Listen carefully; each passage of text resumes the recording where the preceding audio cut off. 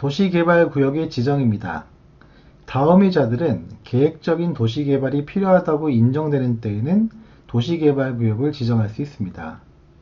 특별시장, 광역시장, 도지사, 특별자치도지사. 특별자치시장은 빠져있죠. 세종시는 작기 때문에 그래요. 즉 특별자치시장을 제외한 광역단체장 등이죠. 시도지사. 그리고 서울특별시와 광역시를 제외한 인구 50만 이상의 대도시시장. 예를 들어 고양시장이나 성남시장 인구 50만 이상이니까요. 이렇게 시도지사와 대도시시장이 원칙적인 도시개발구역의 지정권자입니다. 잘 기억하세요.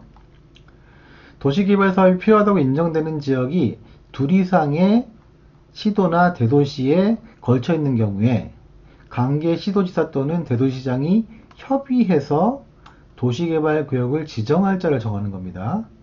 시도나 대도시에 걸쳐 있는 경우에는 협의해서 지정권자를 정하는 거예요. 다음, 국장도 다음에 해당하는 경우에는 도시개발구역을 지정할 수 있어요. 즉, 국장은 예외적인 지정권자인 거죠. 어떤 경우냐면은 국가가 도시개발 사업을 실시할 필요가 있는 경우, 그러니까 국장이 하는 거죠.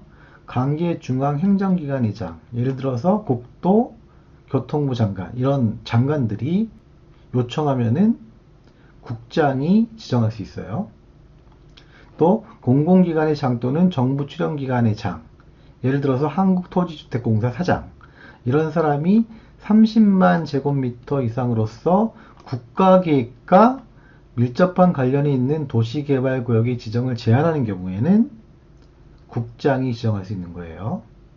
이때 지방공사의 장은 제한할 수 없습니다. 제한하더라도 국장이 지정할 필요가 없는 거죠. 그리고 이렇게 협의해서 지정할 자를 정하는데 협의가 성립되지 아니한 경우에는 국장이 지정할 수 있는 거예요. 마지막으로 천재지변, 그 밖의 사유로 인하여 도시개발 사업을 긴급하게 할 필요가 있는 경우, 이러한 경우에 국장이 예외적인 지정권자가 되는 겁니다. 원칙적으로는 시도지사와 대도시시장이 지정권자, 예외적으로 국장이 지정권자. 아셨죠? 마지막으로 시장, 군수구청장, 기초지자체장이죠. 기초지자체장은 도시개발구역을 지정할 수 없어요. 다만 지정권자인 시도지사에게 도시개발구역의 지정을 요청할 수는 있죠. 도시개발구역을 지정할 수 있는 자를 모두 고른 것은 도시개발구역의 지정권자를 고르는 문제죠. 자, 시도지사와 대도시시장이 원천적인 지정권자이고 국장이 예외적으로 지정할 수 있다고 했잖아요. 한국토지주택공사 사장은 도시개발구역을 지정할 수는 없고 지정을 제한할 수가 있죠. 어떤 경우에 30만 제곱미터 이상이고 국가계획과 관련되어 있을 때. 따라서 도시개발구역의 지정권자는 기역, 니은, 디귿이죠. 답은 4번이에요.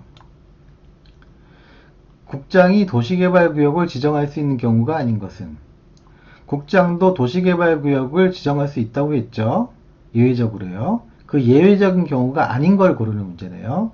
1번, 국가가 도시개발 사업을 실시할 필요가 있는 경우, 국가가 도시개발 사업 실시할 필요가 있는 경우에는 국장이 지정할 수 있다고 했죠. 2번, 산업통상자원부 장관이 10만 제곱미터 규모로 도시개발구역의 지정을 요청하는 경우, 중앙행정기관의 장이잖아요. 중앙행정기관의 장이 지정 요청하는 경우에 국장이 지정할 수 있어요. 3번, 지방공사회장이 30만 제곱미터 규모로 도시개발구역의 지정을 요청하는 경우. 아니죠. 지방공사회장은 도시개발구역의 지정을 요청할 수 없어요. 지방공사의 장이 아니라 공공기관의 장이나 정부 출연기관의 장은 요청할 수가 있죠. 따라서 3번 지문이 틀렸고 답이죠. 4번, 한국토지주택공사 사장이 30만 제곱미터 규모로 국가계획과 밀접한 관련이 있는 도시개발구역의 지정을 제한하는 경우. 그렇죠? 30만 제곱미터 이상이고 국가계획과 관련되어 있으면 지정 제한할 수 있습니다. 5번, 천재지변으로 인하여 도시개발 사업을 긴급하게 할 필요가 있는 경우. 천재지변, 긴급. 이런 경우에는 국장이 도시개발구역의 지정권자가 될 수 있어요. 도시개발구역으로 지정할 수 있는 대상 지역 및 규모는 다음과 같습니다. 먼저 도시지역입니다. 도시지역은 주상 공록을 말하죠. 주거지역과 상업지역은 1만 제곱미터 이상, 공업지역 꼭 기억하세요. 3만 제곱미터 이상이죠. 그리고 녹지지역 중 자연녹지와 생산녹지지역은 주거와 상업처럼 똑같이 1만 제곱미터 이상이죠. 단, 보존녹지지역은 빠져있죠. 보존녹지지역은 보존하기 위한 용도잖아요. 따라서 도시개발구역으로 지정될 수 없는 지역이에요.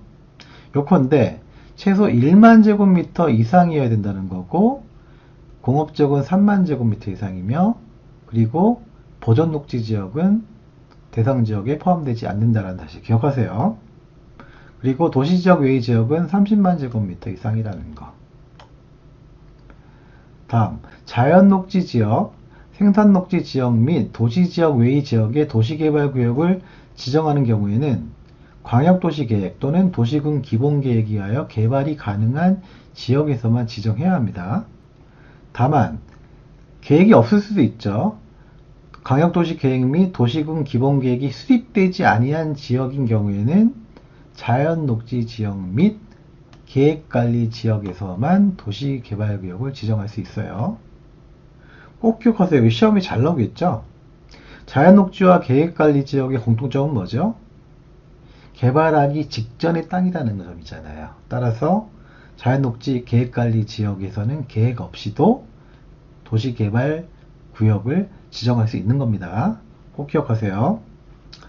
도시개발구역의 지정권자는 도시개발 사업의 효율적인 추진과 도시의 경관보호 등을 위하여 필요하다고 인정하는 경우에는 도시개발구역을 둘 이상의 사업 시행지구로 분할, 다만 분할 후 면적이 각각 1만 제곱미터 이상이어야 돼요. 위에서 최소한 1만 제곱미터 이상이어야 된다고 했잖아요. 아셨죠?